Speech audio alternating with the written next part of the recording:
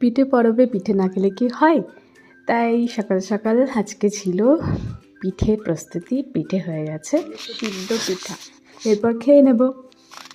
নে লেপ থেকে বেরিয়ে খাবার শুরু কর। দেখ গরম আছে সিদ্ধ পিঠা। কোনটা খাবো আগে? সিদ্ধ পিঠা একটা খেয়ে দেখ, গরম গরম, গুড় দিয়ে, খেজুর গুড়।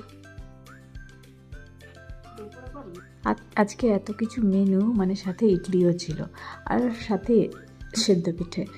তো কোনটা খাবো না বুঝে পাচ্ছিলাম না। তো প্রথমে যেহেতু পিঠে পরব, পিঠেটা তো আগে খেতেই হবে। খেজুর গুড়ের সাথে দারুণ লাগে এই পিঠেটা। তো গরম গরমই ভালো লাগে, ঠান্ডাটা আমার অতটাও ভালো লাগে না।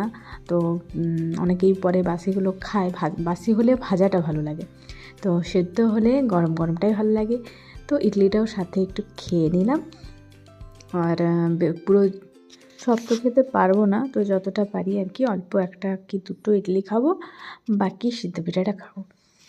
তো আজকের দিনে মানে এই দুদিন আর কি পিঠের দিন, সবার ঘরে এখন শুধু পিঠে চলে। তো আমাদের সেরকম অত কিছু হয় না, তো সামান্য একটু করা হয়। তো এই সিদ্ধ পিঠাটা গরম গরম আমার খুব ভালো লাগে, আর খেজুর গুড়ের সাথে তো কোনো জবাব নেই, খুব ভালো হয়েছিল।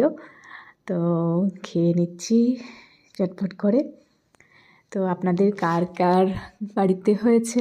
আশা করি সকলের বাড়িতেই হয়েছে, যেহেতু এটা স্পেশাল, বছরে একবার কিন্তু দরকার, বছরে একবার খেতে মনেও যায়। তো আমি খুব মন ভরে খেয়ে নিলাম।